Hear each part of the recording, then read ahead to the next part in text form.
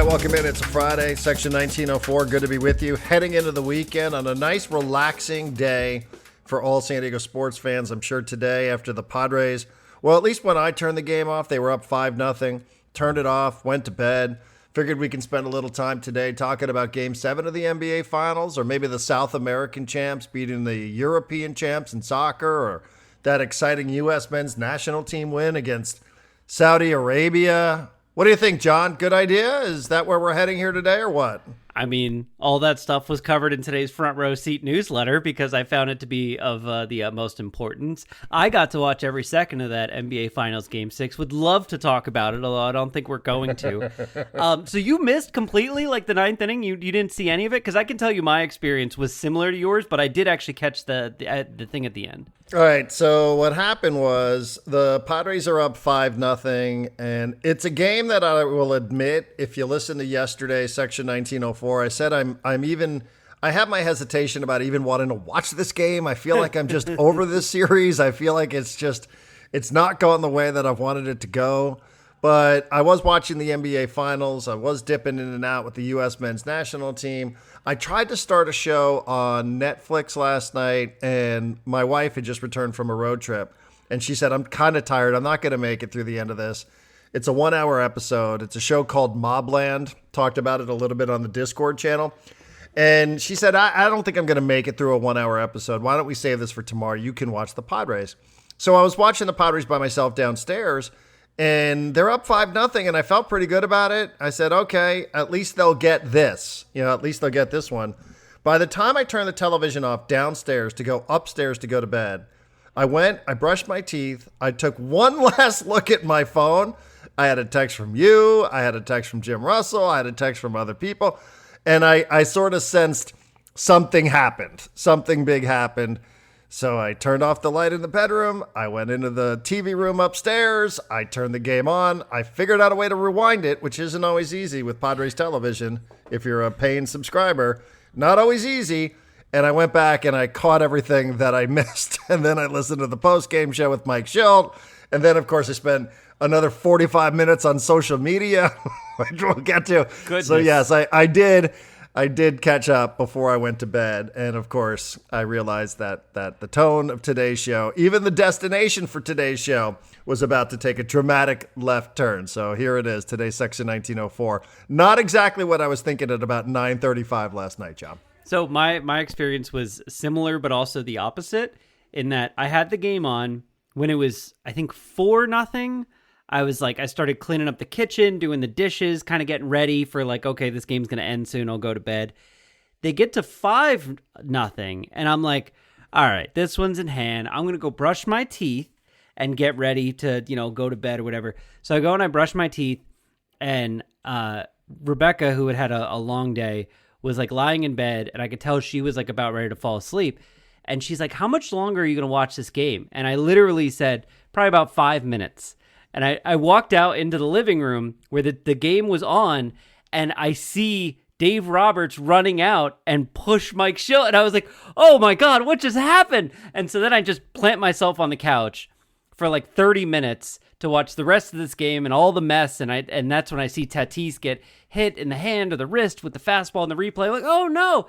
And the second the game was over, I was like, all right, I'm done. I'll deal with this tomorrow morning. I turned it off and went straight to bed. I'm like, I don't need the social media, anything anymore. I know what tomorrow's probably going to be about. It's going to be about this, which I think was stupid. But we can get into it. Yeah, we can. And I saw the Discord channel light up like a Christmas tree as well. And I had to really fight because I came upstairs, I brushed my teeth, I was ready to go to bed. Like I said, I took my melatonin, and then I went for that one last look at the phone. I was like, oh God, I got to watch this. So sure enough, I flipped on the television. I didn't get extreme. I didn't put on a pot of coffee or anything like that or have a Celsius. I just said, all right, I got to watch this for another 30, 40 minutes. And then I was watching the social media reactions and listening to the Frame It. You just had an interesting phrase there that you saw Dave Roberts run out to confront Mike Shildt. So we'll get into some of those details here and how we all saw it and what we would expect. But real quick, John mentioned it, the front row seat, it's there this morning. We realize it's a day that's probably being dominated all across local radio, Southern California, by Padres and Dodgers and Shildt and Dave Roberts and Tatis and Shohei Ohtani, etc. But if you do want to get caught up on what has turned out to be, and I'm really, really glad that this is going to go to a Game 7 in the NBA Finals. That brings a lot of people in. So the series will go down as a success, no doubt about that. If you missed any of the soccer yesterday, it was great. I can certainly tell you a lot about Inter Miami. I did watch a ton of that. Mean Messi, he's not what he was, but he's still got a little bit of that going. If you missed yesterday's interview with Alex Kirkland from ESPN and the Spanish Football Podcast, all of that is there for you at section1904.com. Do be a subscriber. We do appreciate your support. We need your support. You know, this is not an advertising-based podcast. This is 100% listener supported. You guys are in charge of the podcast. You guys are the ones that are going to make this a success. We will do our best to live up to whatever it is that you guys are capable of committing. As low as $5 a month, we do appreciate that. But John, you mentioned it. I don't know that there's anything else. Even the win itself doesn't feel like we're going to spend a ton of time talking about some of the particulars. I feel a bit bad for Xander Bogaerts, who's now had 5 straight hits, who was a triple shy of the cycle. I do feel a bit bad that he's, I think he's a prideful person. I don't feel like he's an Eric Hosmer kind of dickhead where he's like, I don't know, man, my pockets were just so full, I couldn't really run the bases. I feel like a douchebag. Yeah, I don't feel like he's one of those kind of guys. I feel like this is probably something that is weighing on him. I don't know him. I've only interviewed him once, twice, maybe tops.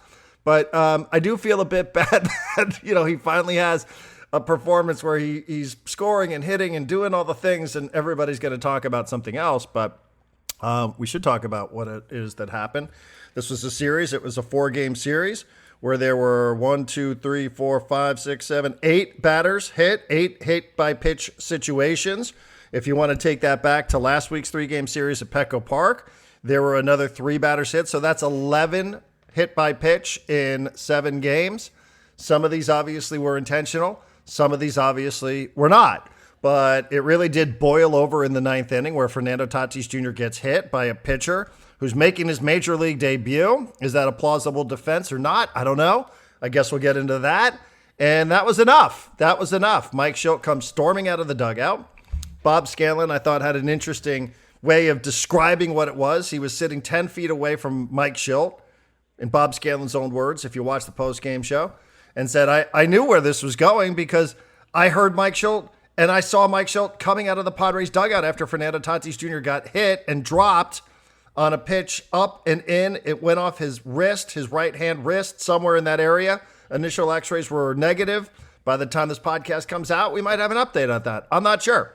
But that was enough. And Mike Shildt then comes racing out of the dugout as best as Mike Shildt can, at 56 years of age, wearing a baseball uniform, and had enough. And he went not only to where his player was, he went beyond where the player was. The visiting dugout is on the first base side at Dodger Stadium. He went over towards the third base dugout, the Dodgers dugout, the home dugout, started yelling into their dugout. This is all stuff that Mike Shildt admits. You will hear this in the post-game show. I'm not interpreting it any differently than how people saw it or want to see it. And Dave Roberts then accepted the challenge. And Dave Roberts, at 53 years old, another 50-something-year-old man wearing a baseball costume, went rambling on out there, and the two of them went chest to chest and a shove and separation and all that sort of stuff. And now we will just wait for the league office to issue some punishment. But all in all, it was a series, like we said last week. The thing about Padres-Dodgers, in some capacity, John, it always delivers. Maybe not in the way that people wanted in terms of wins and losses, but yet again, Padres-Dodgers does deliver the drama. It is starting to get ugly, though. Like, it was one thing when, the earlier series, it was like, like a person got hit. There's a couple people hit, but the games are really intense and the baseball is really good. Felt like the last few games were just a mess. Yes. Of them throwing at each other. Two quick things on the Tatis side of this before we get into the Shildt and Roberts side of this. Two interesting things that I got from Kevin Acey's newsletter this morning that were close to each other. One, the team says x-rays were negative, but Tatis said that they were inconclusive. Why is Tatis and the team saying different things? That's not good. That's never good. There was also a quote, I don't remember if it was here or somewhere else, where Tatis was like, I come over here to play baseball, not all this other stuff. And I was like, come over here? Is he still talking like this isn't his home? Like this is where he's, whatever. That's a whole other thing. This quote from Manny was interesting to me. Quote, it's I don't know, 8, 9, 10 in a row already, last 3 or 4 years. Let's hope his CT scan comes back negative. They gotta pray it comes back negative tomorrow. Just pray. They need to set a little candle up for Toddy tomorrow and hope that everything comes back negative. What? Is that a threat? What's he going to do? Drive up with a crowbar? What does that mean? It's this is why everyone, and everyone's like, oh, you got to throw, after Tatis got hit, and then the Dodgers came up, they're like, oh, Suarez, you got to throw at him, And he does. He throws at Ohtani. Ohtani kind of waves the guy's back, let's not do this. But I was in the Discord, I had a thing typed out, and then I deleted it before sending it, and I was just are we just going to keep doing this? Oh, they hit our guy, so we got to hit their guy. And then everyone gets roiled up. And then they're like, oh, well, you hit our guy. Now we got to hit your guy. Do you just do this for the rest of time? Is that what Manny's threatening? What is going on? Yeah, I do. I do. That's why, for me, I don't know. I don't know for sure that Dylan Cease the other night hit Andy Pages on purpose.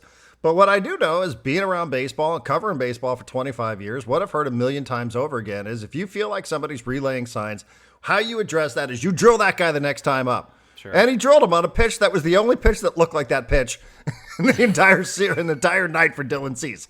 So, I don't know. I obviously can't prove it, but I think it's more likely than he did than he didn't. I might be wrong. But, that is sort of the way, John, that this sport does operate. And even if you think that's a thing of the past, we're going to play the Mike Shildt post-game press conference where he did say, hey, people will call this old school. The whole eye for an eye, tooth for a tooth thing, but that is the way that we will play. We will play that style if you put us in a position to play that style. Those are his words. That is what he said. Okay, but on the old school side of things, you said this earlier, and it sparked a fire in my brain, and now I want to dig in on this. This is how we get into the Shildt-Roberts thing. You said you talked to, last week, I think, maybe it was this week, you said you talked to a manager in baseball who said, rule number 1 is you don't yell at the players on the other team. Right? I imagine if not rule number 2, then rule number 3 is you don't come over to our side of home plate. Right? I would say probably pretty close. I would say those things are probably on the maybe in the same neighborhood, if not on the same street. That's why I felt like Dave Roberts pushed him, because he was like, you get back on your side. This is our side. And when you said the thing about the manager, my response was yeah, it's a big thing with parenting of you don't parent other people's kids. You parent your own kid. If another person's kid, you let them know, hey, your kid's being a little shit, but you don't go and start parenting them and sit them down and explain to them that you do that for your own kids, and other parents trust that you can handle your own kids, right? And it's a similar thing. And I feel like what Mike Shildt did last night was a little bit of just walk through the front door of Dave Roberts' house and start yelling at him. And Dave Roberts was get the fuck out of my house, man. You can yell at me and I'll come talk to you. We can get into a fight if you want, but you don't come over here. So that's, you're agreeing with me. That is a high rule up there. You don't cross the other side of home plate because that belongs to the other team, right?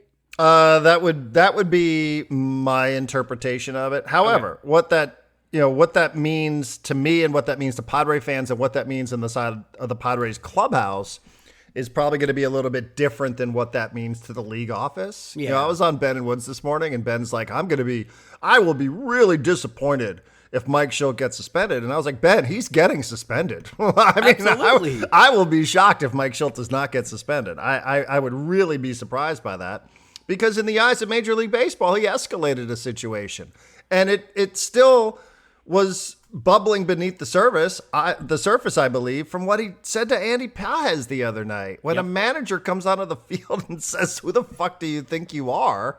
That's just something that's not going to go over well.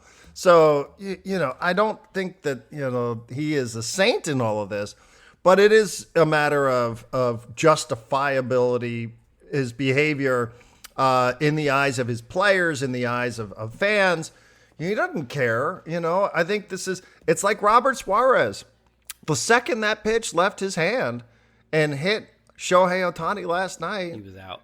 He knew he was going to get suspended, and he's probably going to get it the worst. Usually I think you get 3 games for something like that. I wouldn't be surprised, because there's an Ohtani tax for sure, that this is going to, this is probably going to be 5. Games. This is going to be 5, but in the eyes of his teammates and in the eyes of fans, I think it's something that they'll feel like he had to do. Now, that's a debatable point, right? Like, that is probably a debatable point. But, I do think that, these are the things that go on in the sport sometimes. You're like, hey, we felt like this is something that we just had to do. And, I suppose that's a situation for Robert Suarez, and I think that's the situation for Dave Roberts, and that's the situation for Randy Vasquez. But I do think in terms of how it's handled on the field, he probably will get some high fives inside of the clubhouse. And he will probably get, some pats on the back, all that sort of stuff from his teammates. And I think the fans aren't really going to have all that much to say that is negative towards Robert Suarez, nor Mike Shildt. So, I think sometimes, that's just, I don't know. I hate saying this, like the code and all that sort of stuff and the unwritten rules and all that sort of bullshit. But, it is part of how the sport doles out its own punishment, I think, and how the people are perceived inside of their clubhouse. Phil Nevin was a friend of mine. He got suspended 10 games when he was the manager of the Angels. And I said, how did your players feel? He's like, you'd have to ask them. But I think they understood where I was coming from. So, Mike Shildt faces a 1-game suspension. Dave Roberts might get more because he's a repeat offender in this. Yeah. So, I would anticipate maybe 2 for him, even though he probably will claim to be the victim in this. And, we'll see how the league office handles it. But fact of the matter is, this is 2 times for him now, whether it was Andy Green back in 2017 or whether it was Mike Shildt this year. Just very weird. By the way, that's back-to-back games that Doc Roberts got thrown out of, right? Ejected? Because there was the other one where he got ejected just walking out. I think that was Tuesday. I think that was Tuesday night. Yeah, Wednesday's game. The only hit by pitch in Wednesday's game was Pages again, who got hit by Kolek. Yeah. Right? Up and high. And listen, some of these pitches aren't all just wasting down all that, the backside thigh, all that sort of stuff. Some of these pitches are coming pretty hot and pretty high. Do we want to hear a little bit of the Mike Shildt post-game press conference from last night since you missed it? I don't know that we want to play the whole thing because some of the stuff is about the baseball and is about, the pitching and all that sort of stuff. But obviously the majority of it is going to be about what happened in the 9th inning and just the build-up to the 9th inning. So here's a little bit post-game if you're like John and you went to bed and you didn't listen to this last night. Hate to do this, Mike. Let's start in the 9th inning. What happened there? Just a culmination of quite candidly, a little bit of a year plus since I've been in this chair. First of all, I'll say this. There's a lot of respect for that team, whether it's mutual or not. I would like to think it is. The fact of the matter is it's a good rivalry. It's a good, hard-fought baseball rivalry. I don't want it to get to a point where it got to, and accelerated to tonight. But we got to the 9th not in isolation. We got to the 9th over a combination of things. Look, they like to pitch in. They're aggressive pitching in. That's fine. People pitch Toddy in. He's been hit 5 times by this group and played a lot of dodgeball because he's athletic. He's been hit 3 times in the last 7 games. You can put it any way you want, but he hadn't been hit more than 4 times by any other team, period, in his career. So, and then I saw back before I was in this chair when he came back in 23, there was some snarkiness, him being thrown at, and I asked him about it. He said, I came off, I earned it. People are going to remind me of what happened in 22. And, but after a while, enough's enough. And, intentional, unintentional, the fact of the matter is, took exception with it. And I'm responsible for my actions. And I recognize that one of the few times that, I'm going to instill myself in the game. But hopefully I answered your question. Were you shocked that Dave came out and made some contact with you? What happened there? No, I wasn't shocked at all. I mean, I went to their dugout. He came out, and that's it. All right, so we're going to take a quick pause here because I think that there's a really interesting stuff that Shildt is saying in this moment, and I think it's fascinating to listen to it, John. You and I'm watching you watch this for the first time, and now I'm hearing it for the second time, so I'm hearing things maybe I didn't pick up on. Number one, this is a great job from the PR team of the Padres to make sure that Mike Shildt knows exactly how many times Fernando Tatis Jr. has been hit by the Dodgers. He had everything down 3 times, 7 games, however many times over the last couple of years. That was amazing. So good job from the PR team. I don't know who's up there with the Pods, but round of applause for you guys for making sure that your manager was prepared before anybody even asked him a question. The other thing was, how about him saying, hey, he got hit a bunch in 2023, and he said, it's because I got suspended. He essentially is like, because he was coming off a suspension, the Dodgers decided that they were going to throw some baseballs at him, and Toddy said, I kind of understand it. I expected it. He said, but I enough. What a crazy, wow, that's just a that's unexpected thing for him to say. I almost paused it there too. By the way, when I saw the quote from Shildt this morning with all the numbers in it, for a second I was like, when he got ejected, did he go in the back and get on his computer and log into Baseball Reference? No, the PR team obviously just handed him something. But yeah, I was listening to that and I was like, did he just imply that they're throwing at Tatis because Tatis got a PED ding on him in 20? That's how I heard it. If he said that to my face, I would be like, what makes you think that that's why they're doing it? He said Toddy told him that. No, but like, what makes Tatis think? Like, okay, if I were to ask you, what is in your mind? What's the number one reason they're throwing at Tatis? And like, take out all the other beanballs. Just imagine the first one.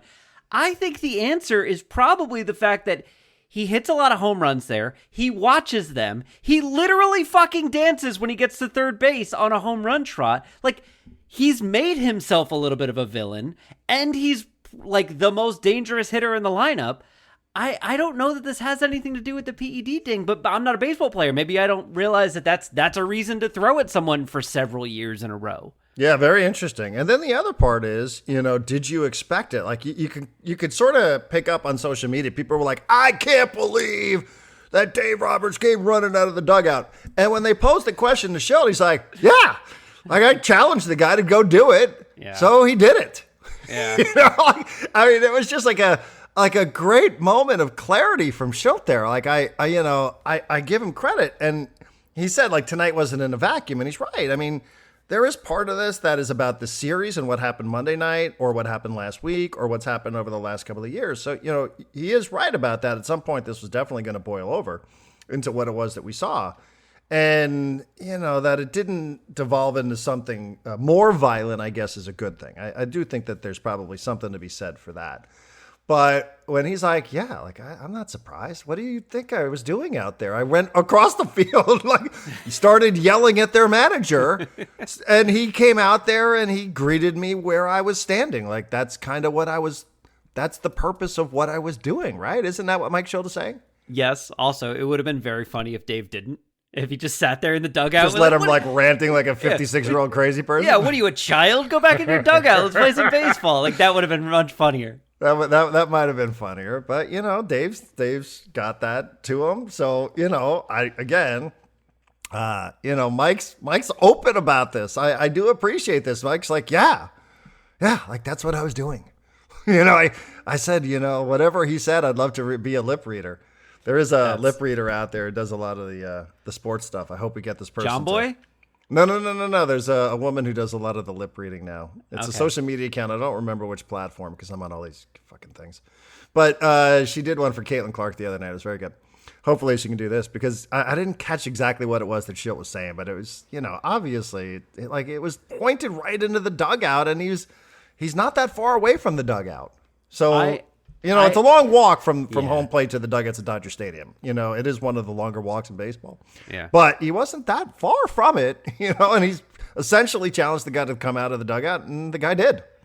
Yeah. And like I said, kind of like kick down his front door to do it and challenge him even more so. And that's kind of challenging his manhood. I can't wait for all the lip readers to figure out what Dave and Shildt were yelling back and forth at each other after Dave bumped into him. Because there's a point where Dave's like literally trying to figure out some sort of number thing where he's like, Yeah, okay, so 10? 115, like 10.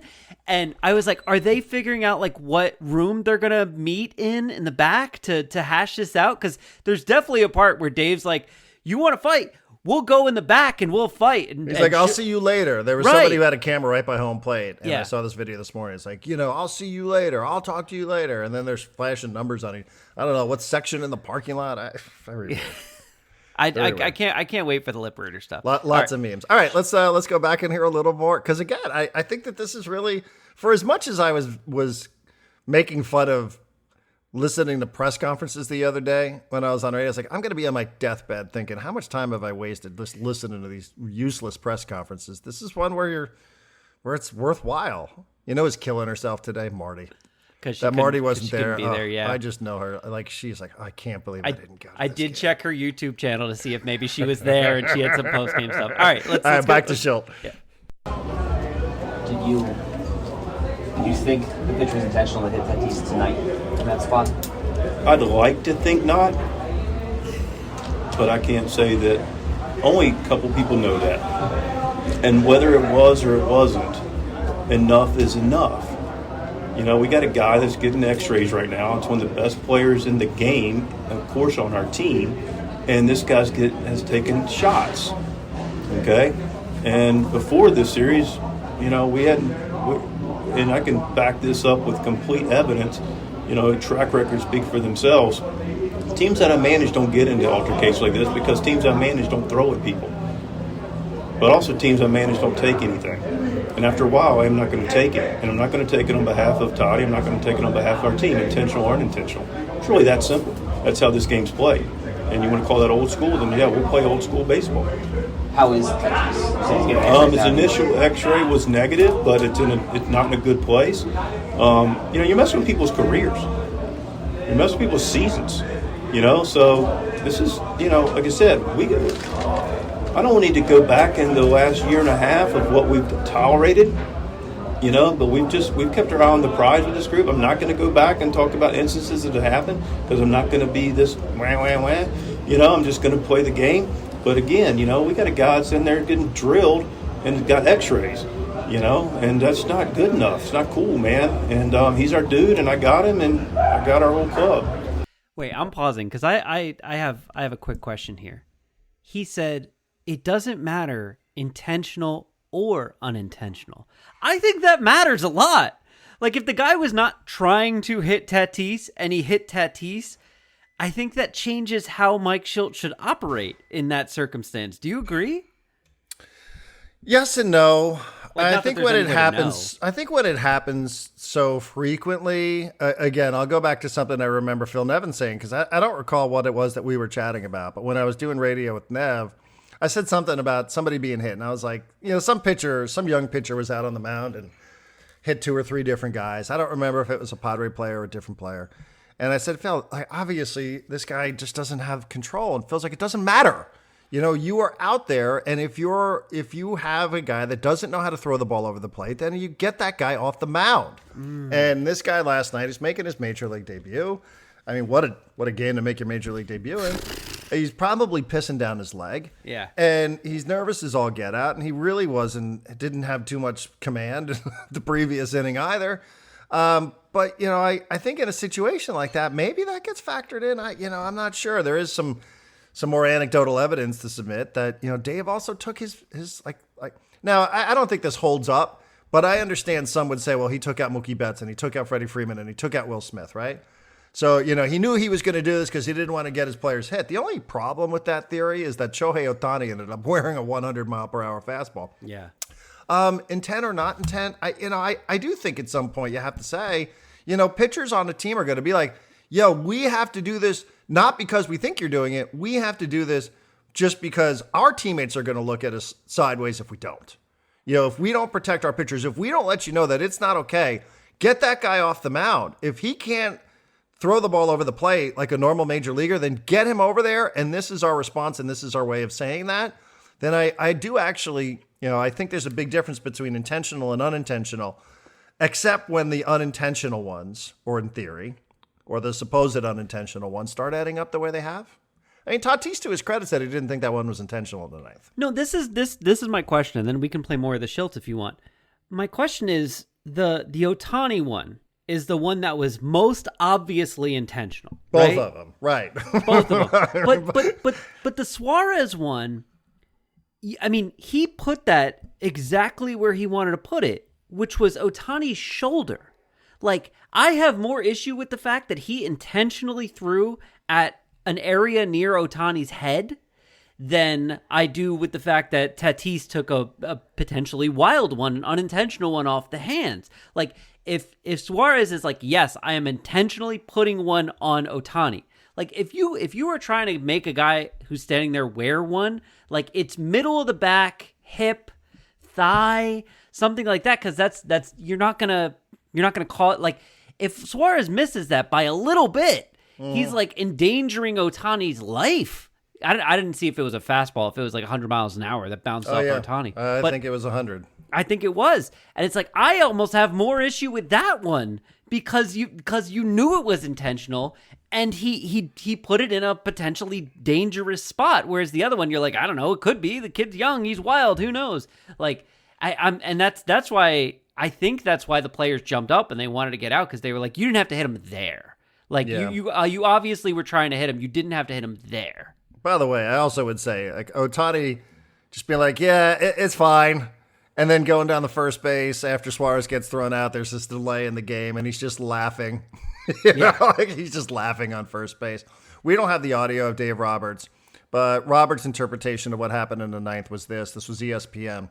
And Shildt comes out. He's yelling at me and staring me down. That bothers me because, to be quite frank, that's the last thing I wanted. I'm taking starters out of the game, trying to get this game over with, get this kid a couple of innings. I took it personally because I understand the game. I understand it doesn't feel good to get hit. You know, maybe Mike doesn't know what it's like to get hit because, you know, he didn't play in the big leagues. That's me. I'm just saying. Maybe a little bit of shade there. I don't know. I may be just adding that and editorializing on my own. But then he talks about Suarez. He said that's a right-hand pitcher going cross-court to hit Shohei up and in. It's a hard throw. I don't know how many left-hander hitters Suarez has hit with a fastball, but clearly there was intent. Yes, I think we would agree with that, Dave. Yeah. We would totally agree with that. So, yeah, I mean, Ohtani, you know, got one on the thigh from Vasquez, and he got one from Suarez. Pages got hit twice. He got hit in the first game. That one, I think, you know, you can make a credible case that it was intentional. The one against Kolek, I'm not so sure. I'm not so sure about that one. But it factors in. You know, it factors in that there were 8 guys that were hit. Do we want to hear any more from Shildt? Because he does have a little something else to say, and then they start asking him boring questions about the game. I'll press play. They're probably going to say that the Ohtani incident afterwards was retaliation. How would you characterize it? I don't know. I don't really care what they say. Great non-answer. You know. What did you make of what happened after you left? The way that you guys. What happened after I left? I was having some nachos and some water. Yuki had to finish it out. And, Yuki. Good job by Yuki. Nice job. Got his first big league save, I think. Good for Yuki. Right, T? We're happy for you. What did you think when Robert got ejected there? I mean, you know, listen. Of course he did. You know, I mean, that's completely understandable. You know, we were down to a couple guys in the bullpen, and we were down to a couple managers too, because that's what got tossed. So we try to plan a lot here, but we don't have the contingency for the third manager. They asked Ruben if he was the manager. He said no. Somebody else gets hit and I get tossed. I'm not the manager. Who was? Robbie Hammock. Talk before the game about Xander and. All right. Well, you know, then they start talking about Xander and some other stuff. And like I said, I feel bad that we're not going to play that because Xander's had his best moment of the season. Everybody's like, well, whatever. You know, let's talk more about people throwing baseballs at one another. You know, I mean, again, I will say, you know, Shildt isn't, you know, he can't come out and say everything. But when he's asked about Suarez being thrown out, he's like, yeah, of course. You know, yeah, like, of course. Well, of course. Like, you guys watch the game? Like, yeah, of course. This is kind of this is what we did. This is what happened. Okay, 2 questions. A, did you think Suarez was going to throw at somebody when he came in? And B, was there any moment in that inning that you thought the Padres were going to lose the game?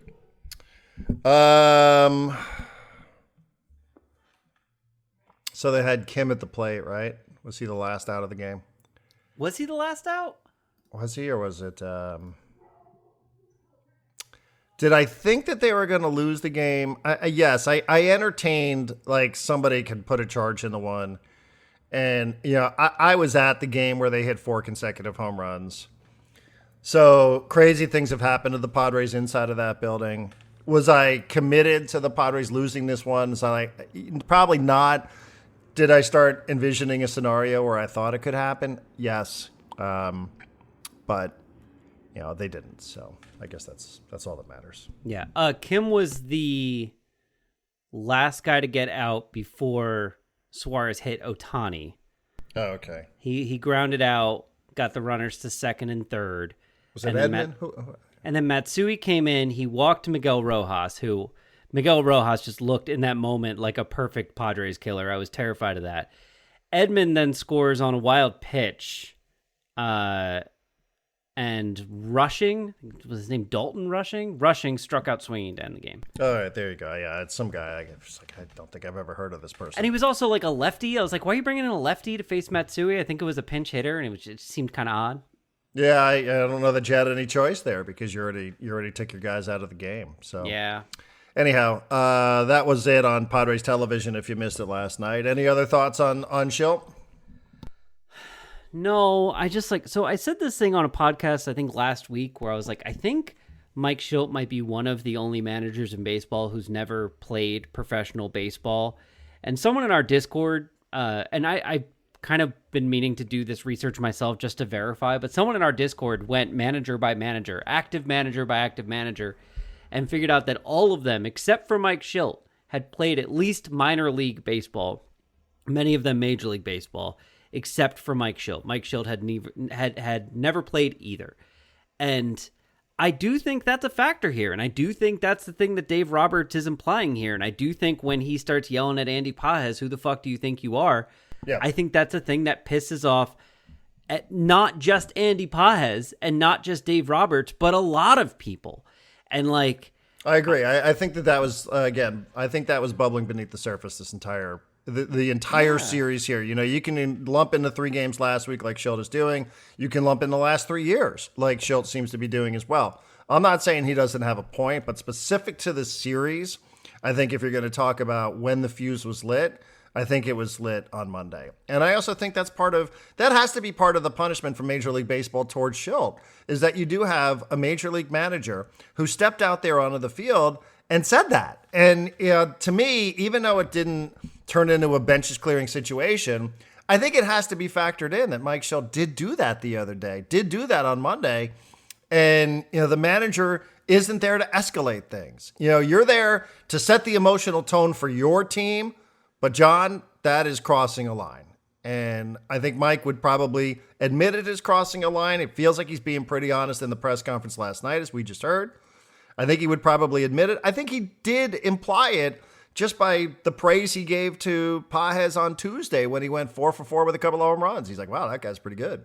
Sort of like, maybe that wasn't my best moment. Maybe I can clean this up a little bit. But, at the end, I think it irritated the Dodgers. And I think they probably had that one just tucked away. And then it all boiled over, as we saw on Thursday night. Also, not to put too fine a point on it, if you are the only manager who was not a professional baseball player, you are the one who's not allowed to say, who the fuck do you think you are? Because the other 29 managers can look at you, Mike, and say, who the fuck do you think you are? We all earned our way through baseball as players and took what we learned from various coaches and managers that we had and turned that into a career for ourselves. Mike did it a different way. Pop quiz. Padres play the Royals tonight. Can you name the Royals manager? I cannot. Neither could I. I actually don't even know how to pronounce his name. His name is Matt Quatrero, I'm going to go with. Okay. It does look like it's Matt Quatrero. Once a AAA first base, left field, right field, third base, so corner infield, corner outfield guy for the Tampa Bay Rays, but never quite made it to the majors. Okay, so we were wrong. Mike Shildt is not the only non-big league manager. No. There's 7 of them that never made it to the bigs, but played in the minors. I don't Okay. believe Mike Shildt ever played in the minors. I did like a bunch of tweets on last night just so I could read them today. So we can do a little rate that take if you Let's want do from it, people yeah. as they were getting emotional. Do you know who Chase Isidoro is from KUSI and Fox? I do not. Okay, I've met him a couple of times out at SDFC. Likeable enough guy. Got swept up in the moment a little bit here. Here's his take. Robert Suarez may end up being suspended or fined for throwing intentionally at Ohtani, but it was absolutely worth it. Much respect to him for being the one to send the message that the Padres have that pitch to. And I almost responded, and I like Chase, so I'm not knocking him. But I just say, what message? Ohtani was standing on first base laughing. Like, he was yucking it up with the Padres dugout. Like, it didn't seem like any message was necessarily sent there other than Robert Suarez is going to get suspended. Yeah. I don't know. I don't know what the Yeah. message was there. If there was a message, I'm not sure that I got it. Yeah. Stephen Woods. I love Woods. I feel like Woods genuinely just has this totally rational, irrational, I don't know, this hatred of Dave Roberts. And I do feel like it's insincere. He quote tweeted somebody who said, I don't know why Dave Roberts punted a winnable game. They could have had Will Smith up for the go-ahead run at the plate versus a lefty. And Woods, he quote tweeted it. He wanted to make sure they weren't involved in the brawl he was about to instigate. Pretty simple. Wow. You agree with that take? No. Now, again, I understand it in real time. I was like, okay, that's a little bit of evidence. That's the evidence, like what I was suggesting the other day with Dylan Cease and Andy Pajes. The only problem is then Ohtani was the only person. So I don't know about that one. Well, but Ohtani would be, because he was not out on the field, maybe Dave could shield him from the brawl, keep him from running out. He had to come to the plate. Well, yeah, but he said he didn't want them. And he had to come to the plate before those guys. He said Woods said he didn't want those guys getting hurt in the brawl after Weren't they involved in the brawl he was about to instigate. Right, but Ohtani's they not were out there. in the I saw field. Mookie Betts on the field. That's true. Those guys were still on the field. I don't know. I look. They were on the field during the skirmish. You don't. What do you call skirmish. it? The Skirmish. The tete-a-tete. The Yeah. skirmish, tete-a-tete. What's the word they use? The Donnybrook? It wasn't The Donnybrook. Yeah. Donnybrook is probably the right one here. Keith Olbermann has chimed in. Ohtani, hit by a pitch 3-0, handled it 1,000 times more professionally than his manager. Waved his teammates back to the dugout. Joked with the Padre bench. Padres now on their third manager of the inning. Keith also had another tweet last night, John. Dave Roberts should be suspended for a month. What a childish, amateurish, unprofessional job of making a bad situation exponentially worse. Thoughts on Keith Olbermann? I understand the take. A month seems a little severe. I was going to ask this earlier. I remember Dave Roberts. Do you really think Dave deserves the month or No. and, nothing for Shildt there? No, I think whatever Dave gets, Shildt should get. I think it should just be matching. You get 3 games, you get 3 games. We're gonna call it whatever. And the weird thing is whether or not the Padres bench coach also gets suspended. And then again, who the hell's the manager of the Padres for an entire series? Not that it matters that much, but I remember Dave Roberts. You've interviewed Dave Roberts a bunch of times. You've been around. Yeah, I him. worked with him for a year on radio. I remember Dave being kind of a happy-go-lucky guy. And it seems like every time I see him now, he's just a red ass who hates everything. And I don't think that's a commentary on Dave Roberts. I think he genuinely dislikes Mike Shildt. And I think he genuinely disliked Andy Green. I don't remember if he had an issue with Jace Tingler or not, but I think Dave just kind of dislikes this organization and the manager for whatever personal reasons. And I'm very curious if he's still that happy-go-lucky guy when the Dodgers are playing someone else. Well, I did explain a little bit of the backstory with Right. Andy Green the other day, Right. right? So, again, and I don't know that is or isn't the case with Shildt. I have a feeling it has more to do with just on field a little bit. Probably. Let me read a couple more here real quick. From your pal, Change the Padres. Oh, no. None of this happens if the team adequately responds and disincentivizes shenanigans the first time. We're just too pussyfooted out there. Walk up to Dave before the game and tell him if Ohtani plays, he gets beaned every plate appearance, and then do it. Do it to Freddie, too. I think we're purposefully hyperbolic on that. I don't know that that's a serious suggestion, but again, we have takes. Knowing him, it might actually be a serious suggestion. It might be. Jay Posner, if that was intentional, Suarez really screwed up. Could have waited until August to hit Ohtani. Didn't have to do it when it meant the Dodgers are going to get the tying run to the plate in the game that the Padres desperately need. Okay? That seems like a take. That seems like a take that doesn't matter once the Padres actually win the game. Also, you can still throw at Ohtani in August. Well, there's still a lot of people that would say you could have done that somewhere down the road. I mean, I think that's the takeaway on that take, right? That you didn't have to do it. Suarez is going to get suspended for at least 3. I would guess 5 and maybe you appeal down to 4. There was a moment where I actually thought that that's what Suarez was going to do, especially because he faced a couple batters and didn't throw at any of them. And I'm like, maybe he's just waiting until it's not a potential save situation and maybe they're going to have the starting pitcher throw to Ohtani and, the very first pitch the next time the Dodgers are at Petco Park, like whatever. And that would have been fine. It would have been fine. Baseball players have really, really long memories. I used to work with a guy named Rob Dibble who had a list of players that he will take to his grave that he didn't get to hit in the big leagues. He's like, God, I never got that guy. Fucking bothers me. Did you ever hear I have a couple more here. The kept faith. I was just going to say, did you ever hear the story of Tony Gwynn trying to hit a line drive into Kurt Schilling's chest? Oh, yeah. Yeah, that's, for like his whole career is great. The kept faith after watching Ohtani on first base when he was laughing after he got hit. Ohtani didn't care. His pain is deferred as well.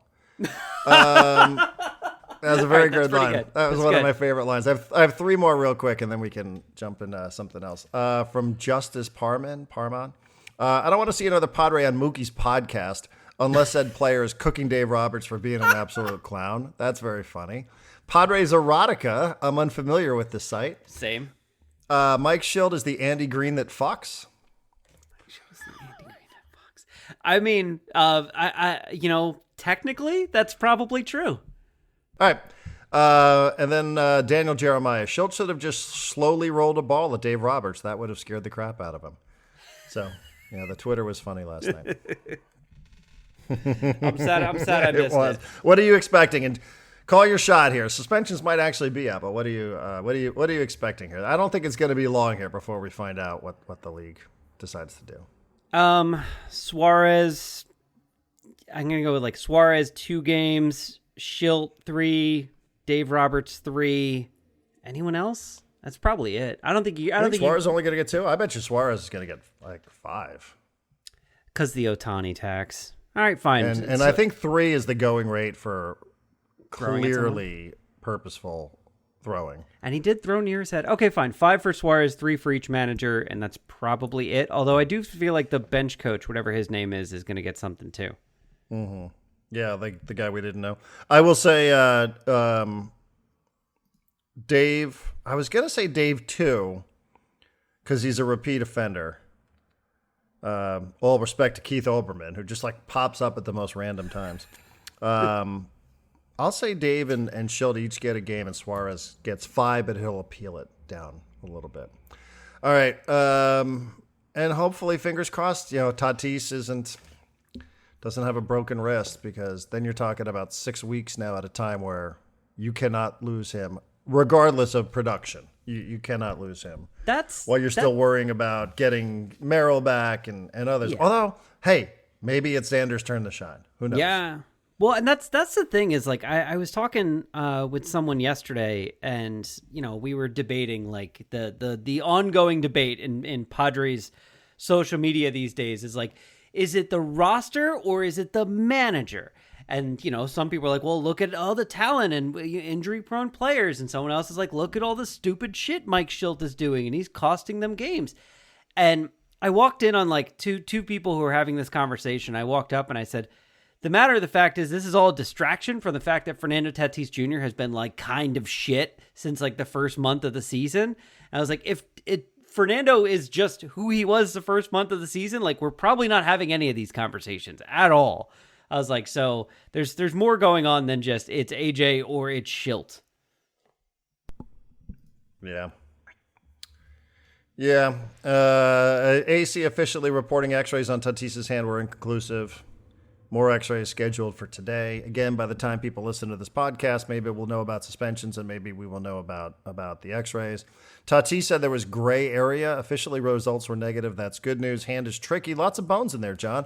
Further imaging will be done to make sure that nothing is broken. Do you know how many bones are in the human hand?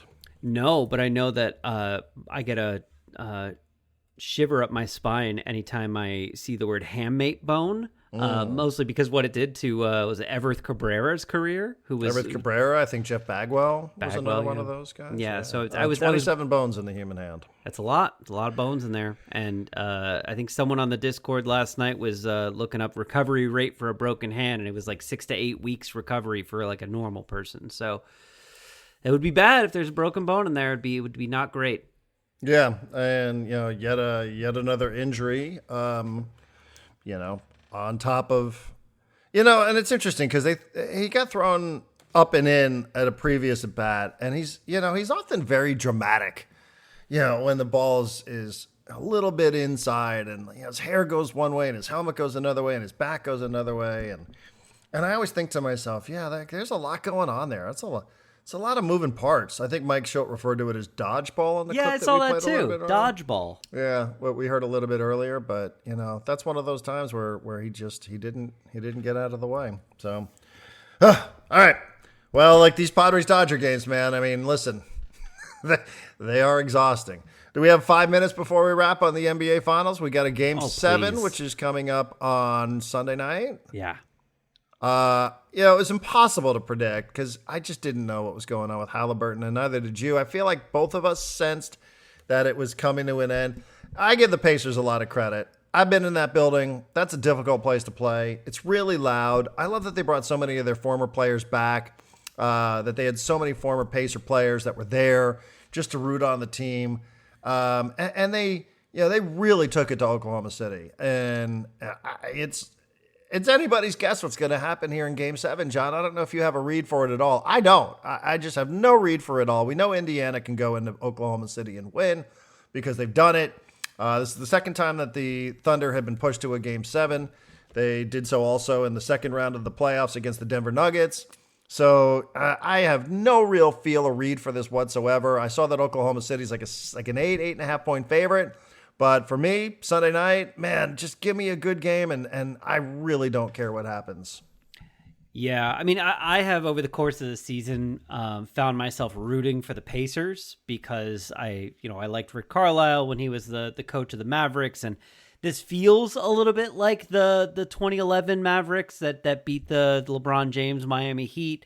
I was also explaining to my wife yesterday, I was like, what sports fans love in terms of a narrative is they love a dominant team that gets to the championship game and then can't close the deal. And then next year they get back there and everything they learned from the year before they can apply, and now they're championship level. But like fans love to be able to like watch that development, that progression of like, we weren't able to close the door and we had to figure out why and come back stronger. So I'm kind of pushing for the Pacers. I really thought we were going to get, a very bad version of Tyrese Halliburton because of his calf injury.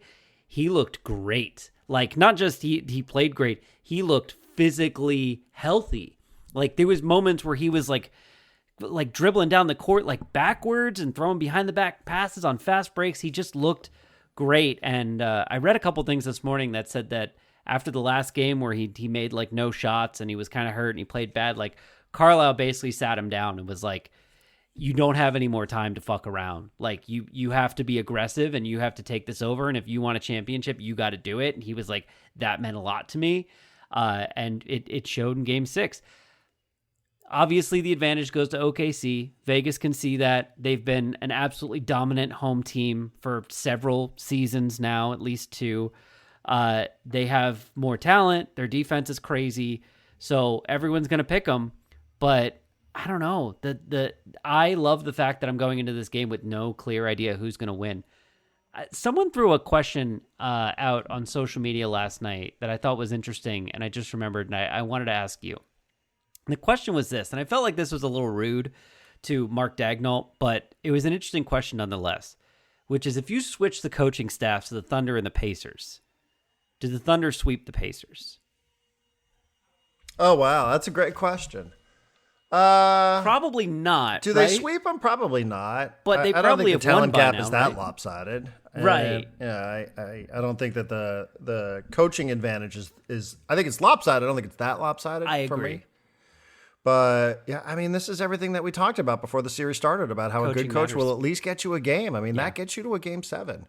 That does get you to a game 7. And, I do think, like, what would you rather have in the final game? Would you rather have home court advantage or the better coach? The better coach. I think I'd rather have the better coach. And I'm very interested. We're recording a little earlier than we normally do on Fridays. I can't wait for us to be done so I can go listen to my like high level basketball podcasts like the Dunker Spot and Zach Lowe show because I need to know what adjustments the Pacers made last night because the Thunder just seemed like for at least the first half of this game, they had no idea what Indiana was doing. And this is like game 6. That's crazy. You should know everything that they can throw at you. And they were just like, whoa, what is this? What is this? And I'm so desperate to figure out like what the hell the coaching adjustment was. If it's something that can carry forward to game 7, if Rick Carlisle's got another thing in his back pocket. I noticed they played TJ McConnell like a ton, and that really seemed to work after, game 5 when they were like, TJ was great, but he ran out of gas. He got tired. He probably, I don't have it in front of me. He probably played like 30 minutes last night. So I'm so excited for this game. I'm going to build my whole weekend around watching this game. And look, this is the first game 7 in NBA Finals since 2016. It's almost a decade. What was the last one? The last one was Golden State and Cleveland, correct? Yes, that's the 3-1. That's the LeBron blocking the Andre Iguodala shot. Yeah, Warriors blew a 3-1 lead. That was 2016. So yeah, well, they got cheated out of it, because of that ridiculous suspension of Draymond Green. I mean, he kicked a man in the balls, but yes. It's basketball. It's the finals. Talking about. Kind of agree with you. But yeah, no, cheating. Cheating is if he hit him over the head with a chair. Yeah, I'm so excited, yes, because obviously the Thunder have an advantage, but they had an advantage in game 1, and the Pacers won game 1, and it's I'm interested to see what Carlisle shows up with, because if the Pacers win, this is an all-time playoff run for Tyrese Halliburton, and it cements Rick Carlisle as one of the like 5 or 6 greatest NBA head coaches of all time. Like that's a cool thing that I want to see. I still think the Thunder are, probably going to win like 3 titles over the next 6 years. But for this one, I'm pushing in for the Pacers, at least for this one game. Did you see any of the former? And I will admit, I had forgotten that Rick Carlisle had been a head coach of the Pacers before. Yeah, I will admit that I'd kind of forgotten about that.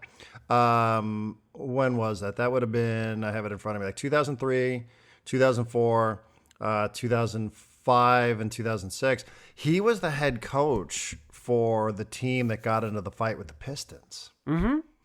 And that's why it was pretty cool to see some of these former players go back last night. I saw Steven Jackson being interviewed. Did you see the interview that he did with, what's her name, Rachel?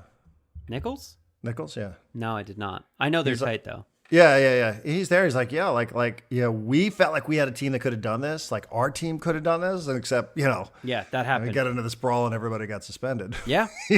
Which, by the way, is one of the great documentaries that people can watch. Did you ever see the documentary on those Pacers on the Malice at the Palace on ESPN? Yes. Oh, it is so good. It is so intense. Jermaine O'Neal and Steven Jackson, it is so intense in the first 15, 20 minutes of that. About how like it was us against 20 fucking thousand people that night, like, and they were ready. And it's like, and like we felt like we were literally fighting for our lives to get out of this. And we can talk about how it started. Yeah, but just in terms of how intense that is out of the gate, if you're looking for a little bit of basketball content over the weekend, and again, Rick Carlisle was the coach of that team, and him and Jermaine O'Neal and man, I think it's kind of a cool thing. I really like when the Knicks are playing. Maybe they should hire one of these guys as the coach. I don't know. But when you see all these former Knicks players who are sitting there courtside, because they know, like, we were there and we tried to do it and we couldn't do it. And it's the same thing for the Pacers. So I love the element of one of these teams. Semantically, we can talk about Pacers or Thunder and Sonics. But, one of these cities is going to celebrate a championship, a basketball championship for the first time. I mean, who couldn't get into that? So I dig it. And I like the fact that a lot of the former players from Indiana have decided to show up and support Rick Carlisle. I think that's great. I'm gonna say a thing that I know. That and I hate the Pacers. Yeah, I know that you're not allowed to agree with this. Like in your soul, you would just split into two different people if you tried to agree with this. I really appreciate the fact that Reggie Miller's wearing other people's jerseys. Like he's showing up to every game and he's wearing other Pacers, like legendary Pacers jerseys. And I'm like, it's the only time I've ever seen Reggie Miller go like, it's not about me, guys. It's about us. And I'm like, that's a cool thing to see from Reggie, who usually doesn't operate on that level. Yeah, I'm okay with it.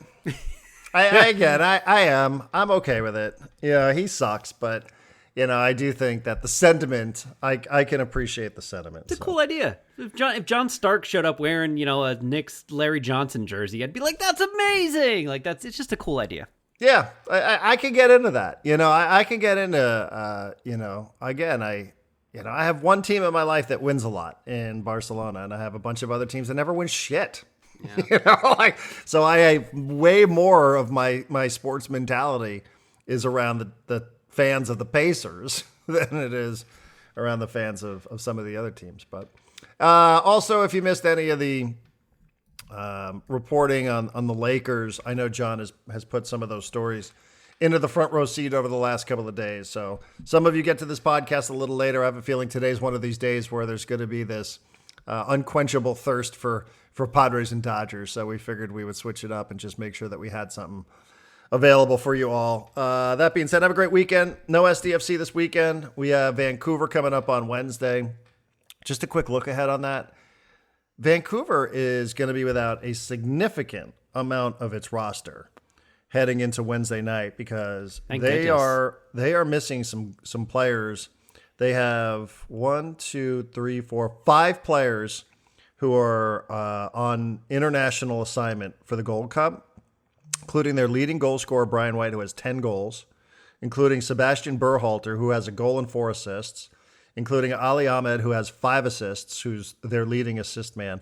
So they're going to be without 15 goals and 13 assists in this game. Are they still first in the West? Yeah. Okay. Pretty good opportunity. Now, they're good. It's a really, really good club, and they have a good system, and they have good academy players. So it's not going to be easy. This isn't to indicate it's going to be easy, especially with no Anibal Godoy and no Luca De La Torre, at least.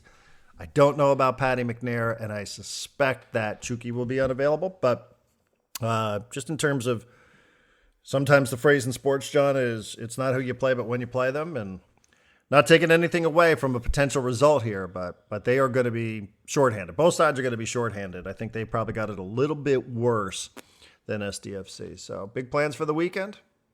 No, thank God I have none.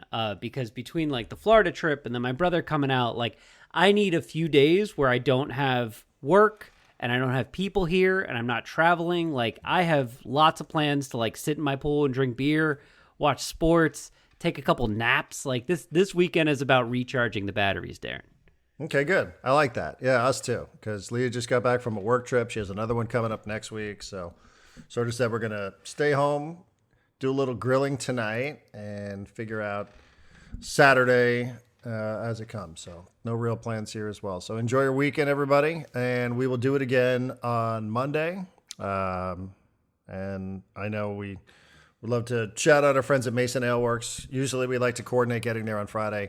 But for us, just getting up and getting the podcast going, I think if you're looking for a place to go before you go to the Padre game, Mason Ale Works, phenomenal. Logan Avenue, Barrio Logan, just a short walk away and one trolley stop away from Petco Park. So we'll see you on Monday. Thanks again for all the support and have a great weekend.